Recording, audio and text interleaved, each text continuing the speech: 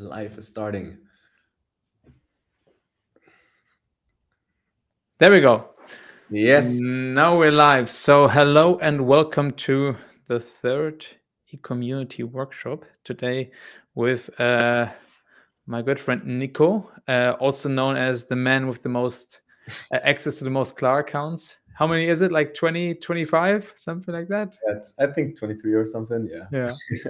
But yeah, just quick word from me, and then you can of course introduce yourself. So yeah, Nico, founder of ECOZA, he will tell you more about that, but always quite enjoy talking with you because you're one of the guys who from, well, a very early stage, I mean, now it's becoming more and more mainstream, but even like a few years ago, you already, well, always thinking e-commerce quite holistically and not so isolated, which I think was quite unique a year or two ago. And that's kind of like the same way that I always approached it.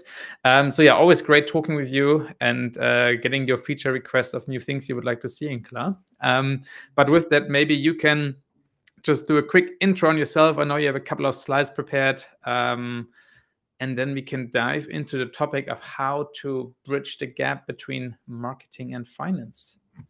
Yeah, actually, I have my introduction in the slides, so I could also just share them if it's okay. That's fine. I'm just in here, slides window. Let's test if that is working. Here's the slide. Does that work? Put that on stage, and there we go. Yes, here we are. It's a cool tool, actually. Quite neat. Cool. Yeah, so I'm just starting off. If you have any questions, Max, in between, or anybody else, we have 38 people in here. Just put it in the chat, actually, I would say. Still, we are highly interested. Where are you guys listening from? So still no answers. Still just emojis in the chat. So everybody feel free to engage with us. We are more than happy to answer a couple of your questions and not just, bomb you with content. But anyways, yeah, nice to meet you. Here's the slide, and thanks, Max, for the introduction. Very cool to hear that I'm the guy who is using the most Klar accounts. And as you said, I'm a big fan of the tool. Since I think we share a pretty similar philosophy about e-commerce marketing and looking at numbers. And so this is also something I'm talking about today. I called the slides optimizing for profit, or the whole presentation, actually. So I'm going to give you basically a marketing operations blueprint so you can optimize not just on ROAS, but on profit. And to start this off, I would say cheers. I'm Nico. This is a rare picture of me not working on e-commerce brands the past 10 years. Actually, I did nothing else my whole life. I had a YouTube channel when I was very young, and I started my first online shop about 11 years now, and started doing my first Facebook ads back in the days when there were like 50-cent CPMs. Sometimes I'm dreaming in the night about these CPMs back in the days. And so, yeah, today, to give you a little bit of a feeling and also just a slight overview, what gives me the right, and also why I can help you overcome some of the most complex challenges in D2C commerce. I had the privilege to work with over 250 brands the past 10 years. And amazing brands, a couple of them I have here in the slides.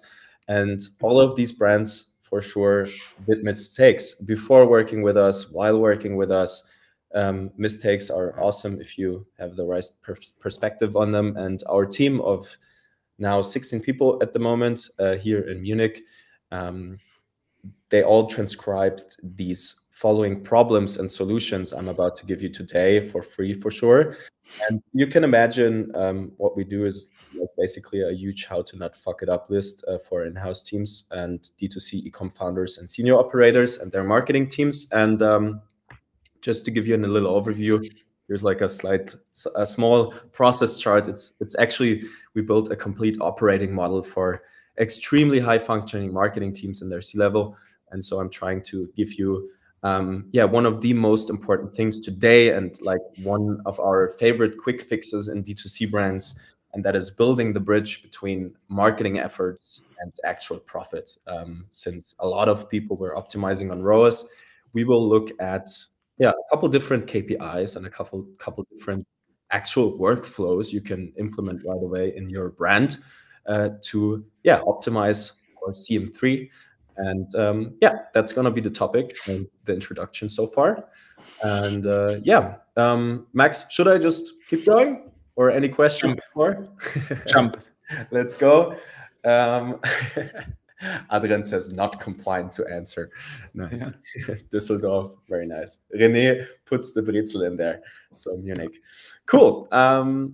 First off, very important. I don't know how much people are still optimizing a lot of ROAS in here. I think it's one of the holy metrics in e-commerce, right? And in my opinion, I'm just going to drop it. Slow but steady, it's getting more and more a vanity metric, in my opinion. Why?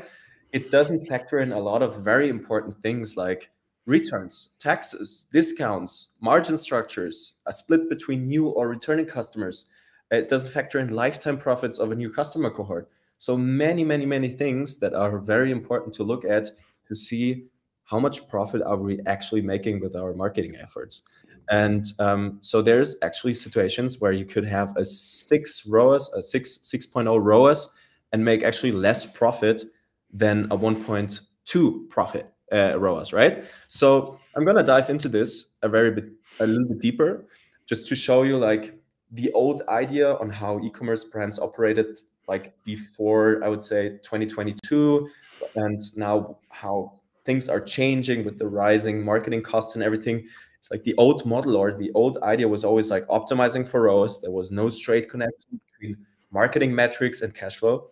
So there were a lot of inefficiencies in marketing spend, and also agencies worked in silos, right? I'm going to explain that a little bit deeper in a second. And ad accounts either miss data or are inflated with, for example, returning customers and view conversions, which is basically not so nice because in most of the channels you want to acquire new customers, right? So that kind of got to us to the trend where everybody fights about the right attribution model. And I'm not going to talk about attribution today. I'm basically going to talk about a lot of numbers that have nothing to do with attribution. Numbers you see in your daily dashboard in Klar every day, and numbers that are very important. And so the new model is optimizing for POAS. It's going to be profit on ad spend. I think we need to start thinking more in marketing teams to use real-time profit and loss calculations to allocate budget. No need for third-party attribution tools. That is optional. Yeah, it can have a little bit more performance if you look at third-party attribution tools, but actually I love working without them because it forces us to just have a more holistic view, and also marketing teams. And in 90% of the cases, the new ROAS targets and higher CAC targets, if we look at the controlling the right way before we start doing marketing, means that we have a lot of high CM3 opportunity windows that we can use to reach high volume days, for example, in sales events. I'm going to talk about that in a second, how you can do that.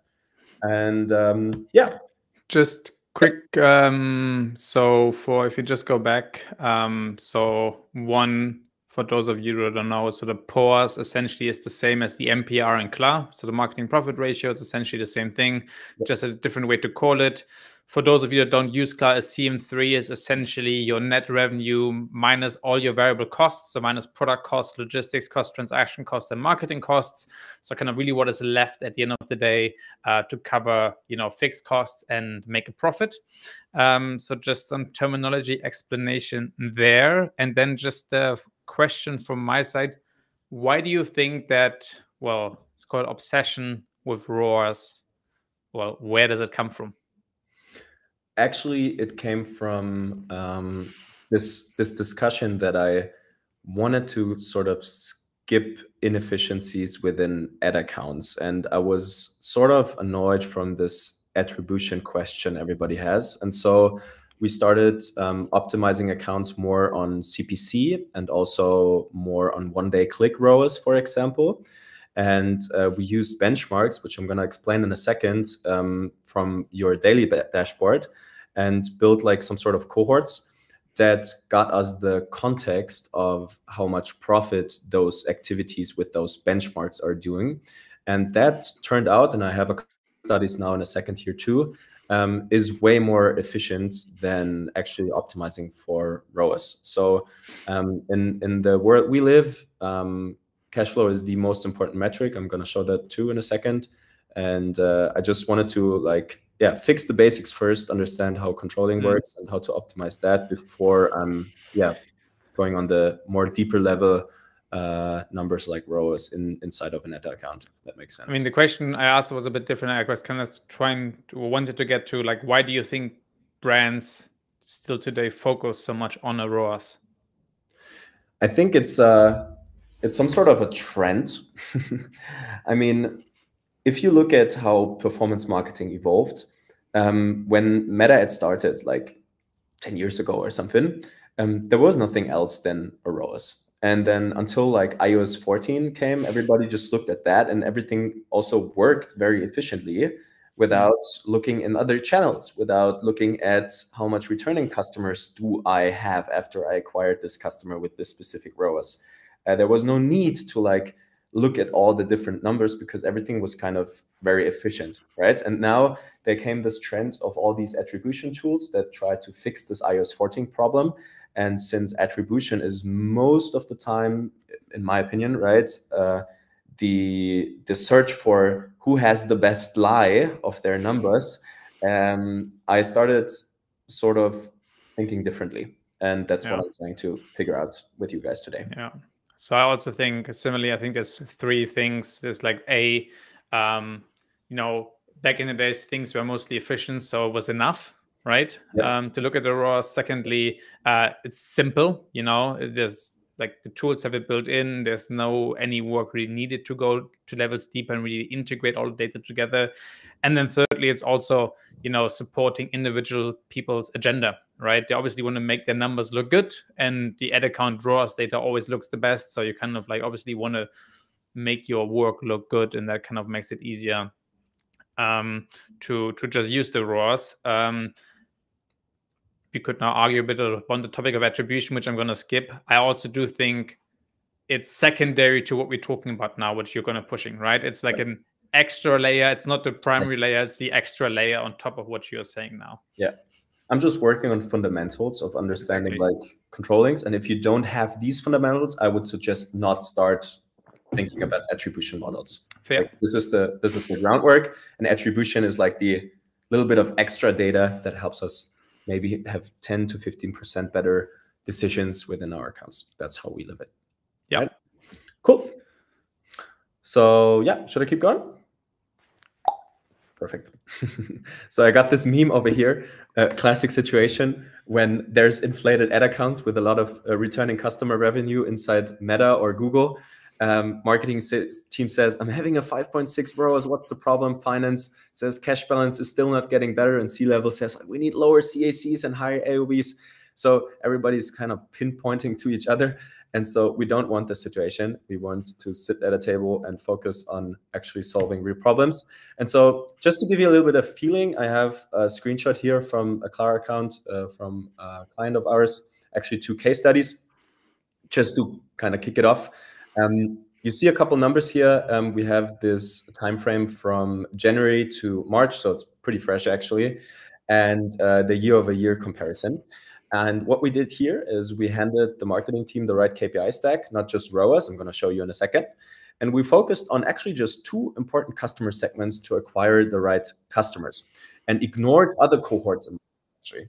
So sounds kind of like demarketing. It was also demarketing. We just focused on 1 specific or 2 specific cohorts, started a little creative factory with just 2 content creators, and push our high profit cohorts. I'm going to show you in a second how you can find those within Klar and then do the same thing. So we shifted budget, 60% pull marketing efforts to push marketing efforts. We kicked 2 agencies away, and 90% of the times there's way much enough resources in-house available if you start just focusing on the 20% of the marketing efforts that drive 80% of your profit, and clear reporting systems to optimize for CM3. So profit first, I'm going to show you that. So we basically just used no attribution tool, just a post-purchase survey and a real-time P&L, which is Klar. So what happened here, we cut marketing spend by 6%. We have 72% more new customers, 59% more CM3, so actual profit, by 43% more net revenue after discounts and returns and all that kind of stuff. So that was very nice. And we also cut CAC in half. Second case study, basically the same. You can just see here is the CAC higher. So we have lower ROAS in that terms. We have higher CM3, 80% more revenue at 100% more marketing, same time frame actually. And what we did here is also we implemented the right KPI stack and we updated CAC targets here. What I'm going to show you in a second is what most of the brands could afford way higher CAC if they would look at their unit economics and their cohorts the right way. I give you a little example in a second, but most of the brands could optimize for actually like a 1.6 ROAS or something, which sounds pretty crazy if there's the right volume and the right amount of recurring customers and a little bit of an understanding what a cash conversion cycle is and all that stuff. In that case, we didn't kick the agency. We just told them not to optimize for ROAS anymore, right? How very gracious of you. Yeah. Sorry. It's happening a lot of times. And then we placed one media buyer in-house to follow our processes for agency controlling. That is also very important. When there's a lot of agencies inside a brand, to get a good multi-channel setup going, they need to understand how the channels work together, right? I'll give you an example. If you send out an email, there is a nice opportunity window of a lot of signal volume from returning customer revenue, which allows us to scale Meta, for example, more. If you scale Meta, you will have more opportunities to scale Google more. There's like also influencer marketing, Meta, everything kind of works together. If you don't like know how Meta works outside of the account and you just look inside the account and you see this ROAS where there's returning customers and view conversions and all that kind of stuff in there, there's so much inefficiencies, it's insane. So what we need and what I'm going to show you is like a forecasting and marketing planning based on clear CM3 targets. And we use the data from the ad accounts just as benchmarks, right? So once again, here in this case, we even cut overhead costs at the end of the day, 8% overhead from net revenue while running on an 8-figure run rate. Pretty nice. So what did we do? Actually, that's the whole reason why I'm saying this. You kind of want to spend more money to make more revenue, right? And I'm always saying, so the question is, how can we be able to have the highest CAC possible and still be highly profitable? So you can suddenly spend more on your ads than before and not be like, oh, ads are burning out.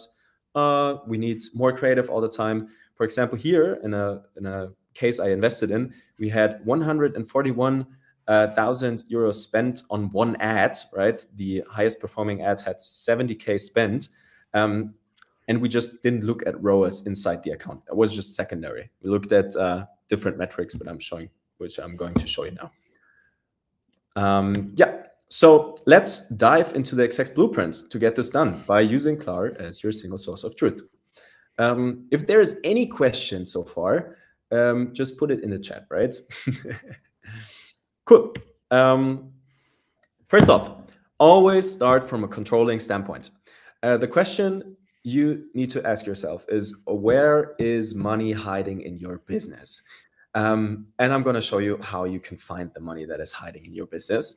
So first of all, what's the KPI stack? We have at ECOZA a hierarchy of metrics. That's what I call it all the time.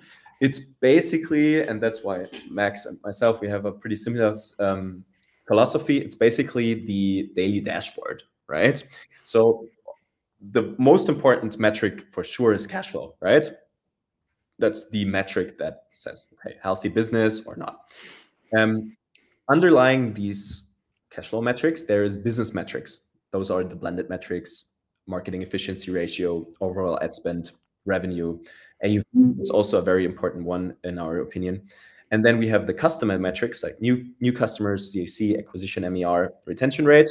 And then before we look at the channel metrics, right? And this is the very important part now. Before we look at ROAS inside the account, you're always force yourself to look at these top metrics first. So don't look at ROAS without looking at these metrics in the same time. And that forces you to look out of the ad account. That forces you to not just look inside the ad account, look at ROAS, CPM, CPC, CPA. It forces you to use like Klar and build a cohort and understand a little bit more how does these metrics affect these metrics. And that's what I'm going to show you now. So first off, what is very important to understand, customers are not the same. Your target audiences are not the same, right? There's so many different people from so many different problems and awareness stages they come from. So what we need to find out first is who are these customers? And to create this context, we build cohorts based on 3 things most of the times. That is time, offer, and product. Those 3 things, right? And after that, we start looking into the marketing channels and ask ourselves, actually, what are the high CLV cohorts? So you're going to probably ask yourself, how does that work? I'm going to show you now. First off, what we always do, I have a little example here of a daily dashboard. We have the February 4th to 11th and the time frame before. So it's 7 days, and then in comparison, 7 days before the actual time frame. The blue bars over here are where we put an offer sideways. It was a 3-for-2 offer, so basically like buy one get one for free thing. And I compare it with the time frame before without having the offer. So it's just very top level without diving into the marketing account, right?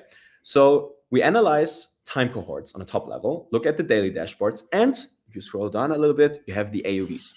What can you see here? We have an increase in CAC, right? So we go from 30 to 39, but at the same time, we also have an increase in AOV, 24% from 155 net to 180 net, and a massive increase in CM3, like 109% at 134% more net revenue, at just 123% more spent.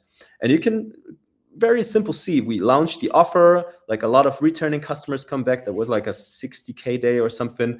Then it drops down a little bit. We started acquiring customers here. We pushed the ad spend over here. Efficiency went down. And then like a couple days before the actual offer ends, we are still pushing, like put a couple bid caps in the ad account, right? Just push through. And as long as CM3 is staying positive, you can just push, right? So this is the first. So essentially, sorry, you essentially had like the before was just site as usual, and then you just implemented a site-wide buy 2 get 3 essentially offer. Exactly. And so this is just a simple cohort or time comparison between how is the offer working and how is it without the offer working, and what does that mean in terms of what is the ROAS target, what is the CAC target. How much can we actually scale if we look into the CM3 report on a daily basis, right? So this is very top level in the first place. We're going to dive deeper now. I'm going to have this one, right? Go deeper. There's this cohort comparison report. Max can probably explain it a little bit better than me. But what we always do is we have like filters here. On Meta, for example, you have a couple campaigns, or on Google, that are on one specific product. So what I look at is how much ad spend do I push through a specific product or offer, and how much actually do I sell in my backend. So there's no attribution. It's just like a real-time P&L. And this report, if you filter on SKU, shows you all the different products and how much customers you have, how the time lag between first and second order is, right? But what is very interesting, for example, in terms of cash flows, is when the time lag is shorter than 58 days, that is between the time frame of the American Express, how is it called in English? Zahlungsziel? Payment terms. Payment terms, right? So, which means like a lot of returning customers are coming before the costs of acquiring them get booked away from your account, right? Second option is also you see here the repeat purchase rate, and you want to push budget through the cohorts that have the highest repurchase rate and highest CLV here after 90 days and 365 days, right? Just very top level, actually. There's also this first order tax option. If you put, for example, in Shopify, first order tax, you could go just and tag the bundle or the offer or whatever you're selling, and then, or discount code, for example, if you work with influencers. And so you can break down the cohort, not just by top level, I put site-wide offer, but just also go deeper and ask yourself, okay, how much spend do I have in an account? And how much did I sell of this specific offer, right? If you just tag it the right way. So if you just go back, just to reiterate there for people, I mean, we can essentially, it's a bit smallish, but I mean, I can read it, so I hope everybody else can. We can see here the top two products there essentially have, you know, well, 20 euro higher lifetime value than the average, and, you know, a 30 to maybe 40 euro higher lifetime value than the next best products. So essentially, you know, you are able to afford, you know, 20, 30 euros a higher CAC while still having the same profitability overall. And that's just really what Nico, I think, is just simplifying and getting to, is just understanding, you know, what types of offers, aka also sometimes products, actually result in customers being more likely to come back. Yep, exactly. Cool. Next slide, please. Let's go. Actually, because Rico was asking, so which ads should I turn off and on now? How do I like get this view inside the ad account? I'm gonna do that in a second. I'll show you. Actually, here, right? We have this sheet here. Maybe that's also a thing we could build in Klar at some point. We have an incremental offer and product sheet. Actually, now we're building this bridge to the marketing KPIs. What I put into this sheet here is basically what narrative or messaging do we use, when do we start the ads, and what's the offer, and when do we end the ad, and what's the offer, or actually the offer. How much revenue and spend and CAC, acquisition MER, and then also acquisition profit, MER, new customers, returning customers, AOV, and CLV extensions do I have on this cohort, right? So inside the ad accounts, you see there's Meta one-day click ROAS and Google one-day click ROAS. We optimize in big ad accounts that have like 200, 300, 400K spend per month. We always optimize for one-day click ROAS. Why? Because this number is actually the closest to the actual sale, right? And if that number is good, the chances are very high that if you extend the attribution window, right, the larger attribution window will be on a good ROAS too. So we use this one-day click ROAS, even if it's 0.6 or 7 or whatever your target is or your benchmark, as our optimization window. And you'll be surprised how much opportunity windows you miss that don't hurt your CM3 if you just skip the ROAS inside the ad account that is maximum inflated. It's most of the time people, and like most of the accounts we go through, they have like a 7-day click, 1-day view attribution window. So if you have a case that has a lot of returning customers, you have inflated ad accounts. It's crazy, right? Last week I had or like 2 weeks ago, I had an account, 400K spend per month. They just optimized on 7-day click, 1-day view.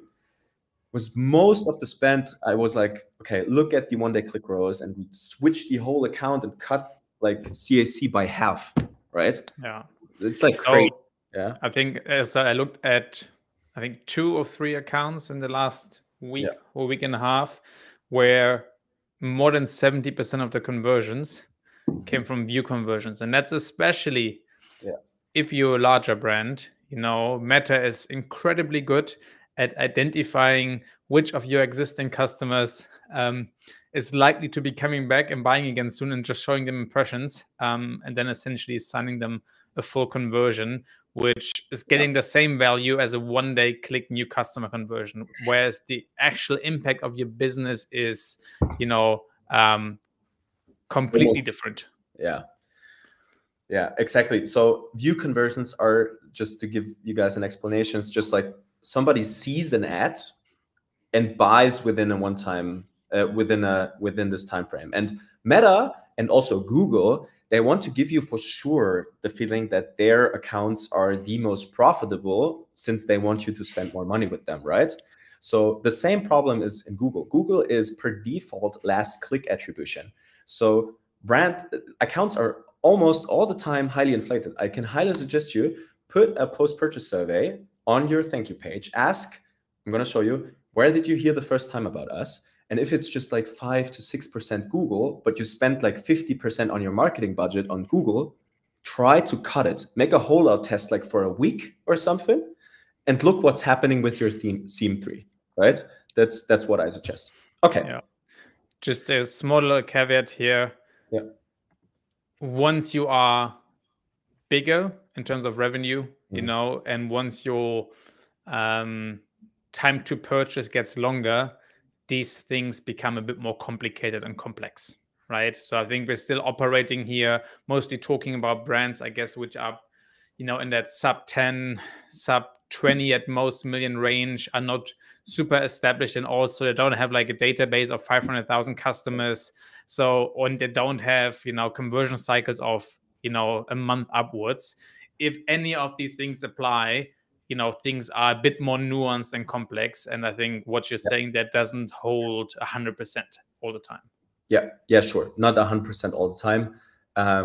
There's all sorts of different situations. You can always need to dive a little bit more deeper, but yeah, it's just a lot I think in a bit of a general workshop, you have to, of course, generalize, and you can't cover all the aspects. But I think as a rule of thumb, what you're saying makes sense. Yeah, sure. That's some sort of my thing, to think in absolutisms most of the times, since I was just confronted so much with these problems, and saw so many young and amazing founders that just looked at the wrong numbers. So double check post-purchase survey results. That's what I told you. If you don't have a post-purchase survey, put it in there. There's like amazing Shopify apps, for example, like Grapevine or like Fairing post-purchase.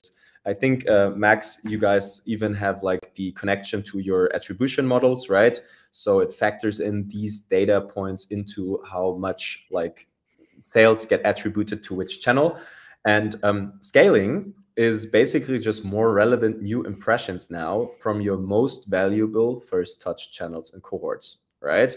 So you want to double check how much % of new customers, let's put that in the post-purchase survey, come from which channel, and how much spend do you have in these channels. And if you build the cohort, like I was telling you, you can basically build the connection to your marketing efforts and see how much CM3 those channels actually do, right? So I'm gonna dive a little bit deeper. Ask yourself once more, last time, what are the 20% of your customers that drive 80% of my profit? And then we put all these people now in one Klaviyo segment, and then we'll save that one for a second and dive into that now. And just one comment also on the post-purchase service stuff. So if you're not familiar with the topic, so we have quite a lot of content in our Klar Academy explaining best practices around how to set it up, because there's not really a one size fits all what's the best way to set it up, because it depends on what you do in your marketing mix. And plus also the first workshop that we did was with Jeremiah, the founder of NoCommerce, another post-purchase survey tool we integrate with. So we also talk quite a bit around the topic during that in that workshop. So if you want to revisit that, feel free to. Very cool. All right. So here we are. So what is our goal now? Since we know our cohorts and which customers drive which profit, actual CLV, not just revenue, our goal is actually to have a forecast that is mixed with actual sales actions, right? So offers at a specific time, which email do we send here, when do we scale what channel, and with clear CAC targets and AUVs. If you look here, we have like all the different month, right? So the CAC target is like changing over time all the time. So we are pushing here like cold push before Black Friday, Cyber Monday, for example. So we go here up to 45 euros CAC. And then in these times, we go lower a little bit with the CAC because we bought so much impressions over here. And then you put everything in here, you just found out through your cohorts, and then you try to just, yeah, put your acquisition efforts on the most important cohorts. And you will be blown away on how low of a new customer ROAS you can probably optimize for, as long as you manage to like also forecast your returning customer business that comes from these cohorts. So that is basically this connection to the P&L, if that makes sense. So now we are able, since we finished the controlling standpoint, to let the marketing games begin. And now it's time in the first place to really understand your high CLV cohorts, like really. And what does that mean? That is me. Actually, another rare picture of calling Skimbro clients. I was calling Skimbro clients because I never used skincare by myself. And Skimbro is, as the name mentions, a man's skincare brand. And I was really blown away when I found out their deepest insecurities because of their pimples and like, yeah, anti-aging stuff. It was really crazy. What did I do? I put all these people we put in the Klaviyo segment. We sent out an email with a Calendly link, and then we had like 20 to 30 appointments for a 15-minute call. And then we called the people. I was actually calling with them. I used Fireflies to record the call. And then what I did is I went really, really deep into these cohort people, right? So I was asking, what are the problems they're actually trying to solve? I waited for the answer. I asked, why is that important to them? I waited again, and then I asked again why. I showed empathy. I was repeating this at least, 5 times or something. And then additionally, what I did is I asked what were their most frequent questions before purchasing. Why is that important to them? What did they look at besides your brands? Any different brands, any different solutions or product, right? And just a little hack. One of the things I'm always really suggesting is that founders or people that are having our team leads or heads or whatever that do marketing, make this a routine. Like block half an hour a week, call your best customers and try to understand what is going on in their heads. And actually, like what they're saying to you is most of the times like perfect copy also, right? So this is very important. So we want to understand what's the difference between these customers we just segmented that bring you so much cash flow, and what is the difference to all the other guys, right? Customers are not the same. So we save the answers. We need them later. And then question again is, what is scaling now, right? How do we get this into the ad account, all these informations? What we want is scaling is basically if you scale vertically, if you just spend more money on a specific target group, right? You want to reach deeper in the market, that you just don't want to talk about the features of your product. You don't want to say, yeah, we have the best quality and all the ingredients and all that kind of stuff. That is not interesting what you do. What interesting is get people that aren't even aware of their desire to buy your product, to get them aware. And you can just understand that by these like classic, right, awareness stages. I think most of you guys, if you have more money, actually dived into these things. That's just a internal thing over here. It's like you want to reach into the mass market and systematically create messages that really go deep into your market and like get this mainstream market moving. Like there's this big chasm, right? This big gap of people that are pretty product aware and solution aware, to those people that aren't even aware that your product is actually the solution to their deepest problems, right? So you need to understand these people better than they understand themselves. And then you're able to actually build and create messaging inside an account where there's this question answered, why should I even change something in my life? Why should I even change something now? You want these like secrets, stories, and mental journeys and aha moments of your clients inside of a creative, right? And then the magic happens when a great offer hits a complete new narrative based on the deepest feelings of your future high CLV customer. That is where the magic happens. And that is where we actually build the bridge. Next. Yeah. I'll unmute myself when I'm not talking. But just to reiterate on a couple of things, if you maybe just go back, I think just to understand for people. So one is that you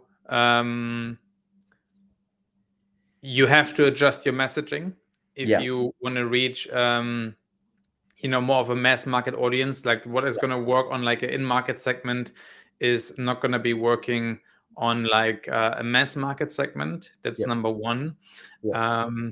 Then also, usually at the same time, you have to, I don't think it's always realistic to expect to be able to get the same customer acquisition costs in a mass market segment than like in an early adopter segment. So usually you have to,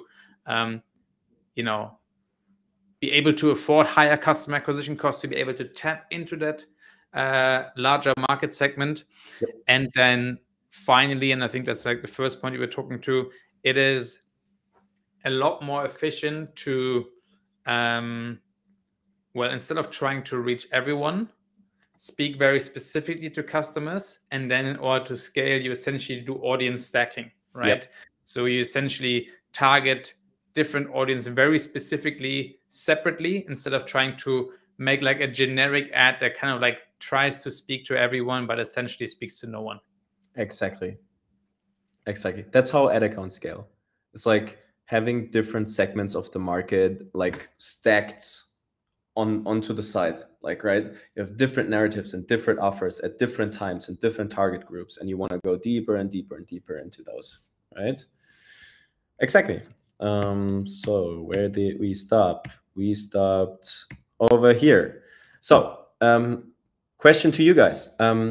Did you master the awareness stages after the chasm, right? You can just Google them. There's a great book. I think everybody that has to do something with direct response marketing knows it. It's like Eugene Schwartz, awareness stages, whatever it was. Very interesting book. Highly recommend to read that. And then most of the brands we talked to could actually, if everything else is in the right place, right, scale their meta ad accounts to multiple six-figure spend just by A, reaching deeper into the markets where their high CLV customers come from, and B, implement a real-time P&L to use these opportunity windows I was talking about before. And that is basically the whole secret. So low-hanging fruits, what could you do? Just check your winning ad formats, right? And change the messaging based on what you figure out by calling your customers, right? There's actually scripts to make this a routine, call the people, understand really what drives them. Why do they want to change their problem? What happened so they got this awareness? And then we change the messaging and you just push through with updated CAC targets, right? So that is also me. That is the ad actually I was creating for Skinbro that had like 70K spent or something, that was running for 1.5 years profitable. And I had like a overall workload of 4.5 hours, right? People were going crazy in the comment section. Why? Because I was really talking to these guys on a very deep emotional level with a lot of like psychology and stuff. And that's why they also like commented like, good advertising, nice. We do advertising every day, but this is nice, blah, blah, nice, blah, blah, blah. You want this emotion. You just don't want this basic UGC content creator in front of the camera with this basic sound. Like you don't want these ads that sound and everything is the same, right? So go deep and really try to understand the customers and create messaging around that narrative. So how do we do this? Actually, I wrote like a couple days ago, like a big prompt, just a couple weeks ago, actually. If you have the scripts from your calls, right, with the customers, I always put that in ChatGPT, and then I have this huge prompt. I don't know if you guys are from Germany or can speak German, but it's actually like a prompt that I want ChatGPT to help me out create angles and messages and hooks based on these awareness stages from Eugene Schwartz. And then I'm telling like, what do I want on the product aware stage, solution aware, problem solution aware, need aware and unaware stages. And then just try to find ideas, right? Try to find narratives that nobody else except you is pushing in the market, right? And which is also a big tip at this point is, if you look at all the other brands in your market, what they are talking about is probably, because they don't make all of this work, not as deep as you are going to communicate. And that is most of the times also the option where a lot of marketing from different brands and a lot of awareness they build in their creative messaging and all that kind of stuff starts working for you and not against you. And that is like the magical pinpoint, right? So now I want you to pair these questions of unaware markets, like ask the customers or understand why they actually got to the point where they want to change something in their life, right? And these questions and answers, you pair them with actual stories, right? So like secret stories or aha moments or did you know that narratives, right? And pair it with a clear call to action to act now and not just in a couple of weeks. And then enjoy high scale while you have ads that go into the deepest part of your market and still be profitable because you did the controlling part and can afford high CACs at this point. And that is the whole thing, actually. So little tip before we end this presentation, at sales events, right? I showed you this 3-4-2 offer thing, right? If you monitor your POAS, which is the MPR, which Max was talking about, you can just put more money on an hourly basis through your ad accounts if you just monitor it the right way. If there's Black Friday, Cyber Monday, and we spend 20, 30, 50K a day through an ad account, we check in 10 a.m. in the morning. If the CAC is not 30% above target, we scale. 1 o'clock, 1 p.m. If this CAC is in the right target, we scale, right? If the CM3 is in the right place, sorry. And then at the same time at 5 p.m., you just push money through the account. Use a little bit of bid caps, right? If you want, if you go beyond like 3 to 5K per day spend, and then just look at the dashboard and check if you're on track. And the weekly workflow to kind of optimize ongoing and not just while sales event is to actually write down what is your messaging, what offers are you doing, use the Cohort Comparison report, check new customer efficiencies, and then start the media buyer actually, right? That's why I'm also saying, like, if you don't understand media buying as a CEO or something, that's most of the times a little bit of a problem, in my opinion, is to find anomalies by tracking the best performing ads and their controlling KPIs. And then you optimize for the one-day click of your future high CLV customers. And then you repeat this process every week. Every week, you do the calls, you put this sheet in there, you scale on one-day click, and you just repeat it all the time and test and iterate until CM3 is fine, right? So a little bit pro tip, which is very important to get this done. You need a lot of creatives to get this working. There is a video actually I published on my YouTube channel where I'm showing this chart of how we think creative factories should look like. That is very important to get this done. And then enjoy more EBITDA by cutting inefficient marketing spend and scaling just to 20% of your marketing efforts that really drive profit. And yeah, that's basically it, I think. Yeah. Yowza. A lot of information, right? Quite a lot. Question came up if we can also share the slides later on. I think. Yes, sure. Yeah. I got my LinkedIn here, or I sent it to you, Max. I can, of course, also connect with Nico on LinkedIn. Always insightful and entertaining. But also, I'll share the link to the slides in the community. And then, yeah, people can just also dive deep into that. I think there was some question around, I think it was a Miro integration. I think you only sent me a PDF, which I don't think will have that Miro integration. I'm not sure if you have a Sheets version that you can also share. Yeah. People can look at that Miro board if that's something that's not totally proprietary, secret sauce, ECOZA magic. No, we are publishing a lot. Actually, on our website, there's like a huge, maybe I could pull that down. I don't know if that is working.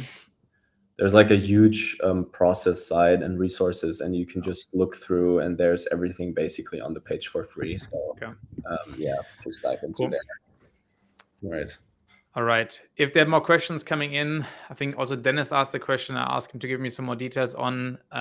Please put them in the chat. I think in general, for me to just summarize, and I think also as a recommendation or takeaway, at the end of the day, nothing of this is rocket science. Yeah. Right. No. It is really not. Right. It is just work. Right. So it's not a simple like solution where you can just go poof the next big hack and you do this one thing and your company is golden, right? Yeah. It is a very clear path and roadmap of just steps and things you have to do that just many or most brands just don't, right? But if you do, like, or just investing your time on that and just having the process in place and making sure you iterate on these cycles, if you just invest the time there, your chances of success are significantly larger than just trying to find that next hack that's going to 10x your business in 2 weeks. Yeah, there's no growth hack, right? Like big success means big work, and yeah, so do the work and do the calls, get into your Klar account and dive deep. Ask Max, ask me, whatever. Probably better to ask you. No, but can you understand Dennis's question here? I'm not quite sure if I fully understand. He asked, can you make an example what kind of question that would be in the unaware stage with a product of your choice? Yeah, for sure. So I think he's basically asking if we have an example for, we take skincare, for example. I showed you the Skin Bro ad, right?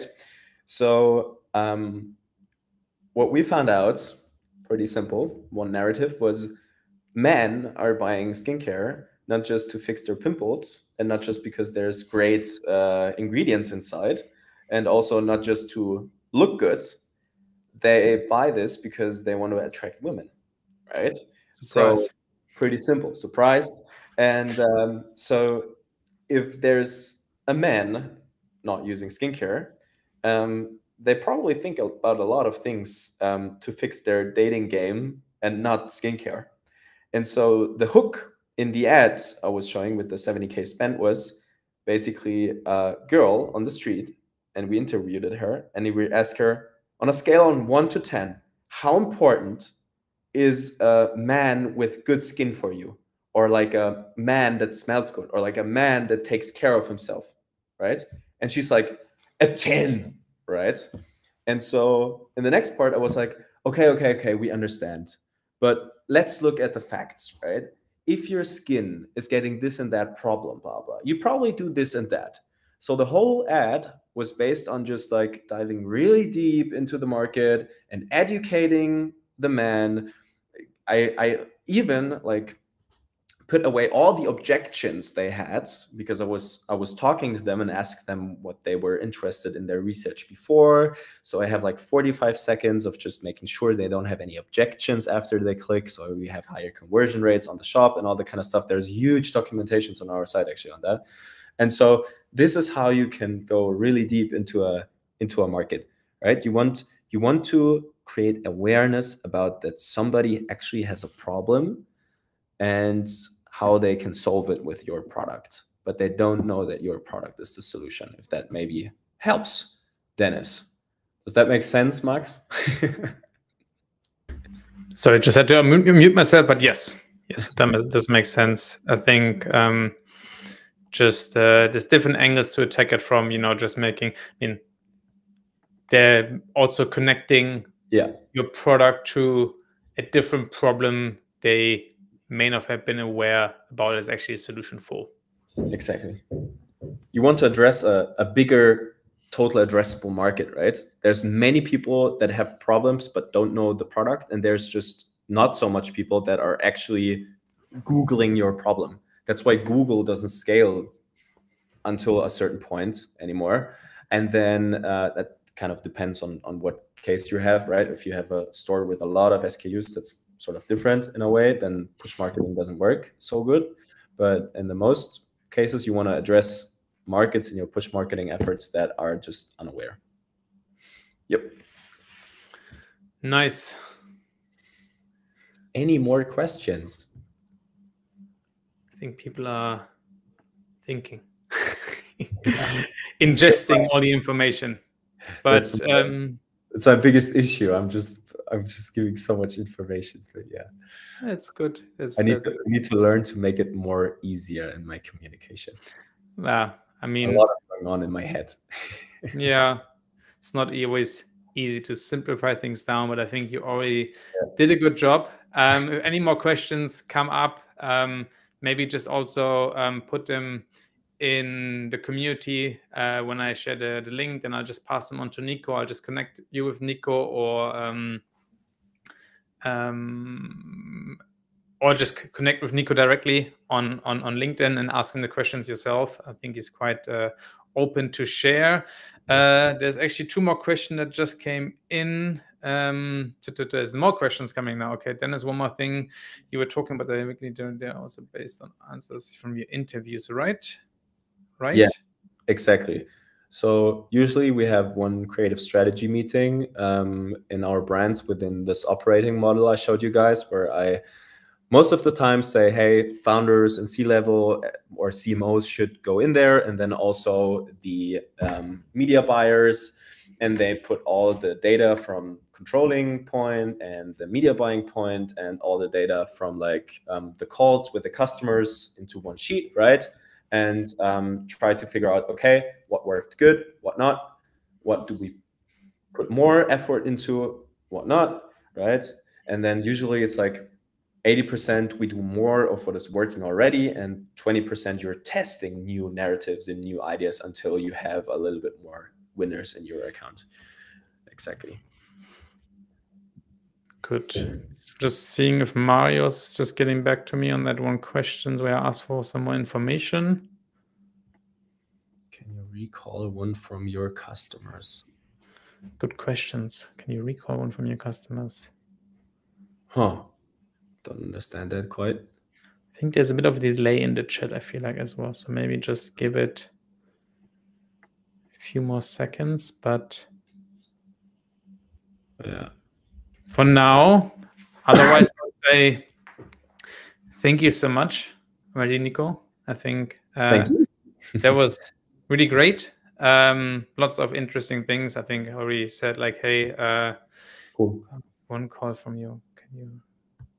Okay, I'll just finish up, and then we can look at Mario's question after. But yeah, thank you so much. I think it's really insightful. I think very clear roadmap for people on what they should be doing if they want to build a sustainable, profitable business with a clear roadmap. Of course, I think if they want some support and guidance on that, you're not going to be mad if they hit you up. But I think that was not the primary purpose. So thank you again. And some final words from you, and then I would say we log off for today. Cool. Thanks, Max, for having me. It was very nice. Awesome. Thank you, guys. Have a lovely Thursday evening, and see you for the next one. We're still putting the next round of workshops together, 3 or 4 in the pipeline. We'll share them in the community. Probably the next one will be just a deep dive on all things retention and how to think about retention as an e-com brand. So that's coming up next, and then a few other topics that we're still planning out. So hopefully see you there, and enjoy. Bye. Thanks. Bye.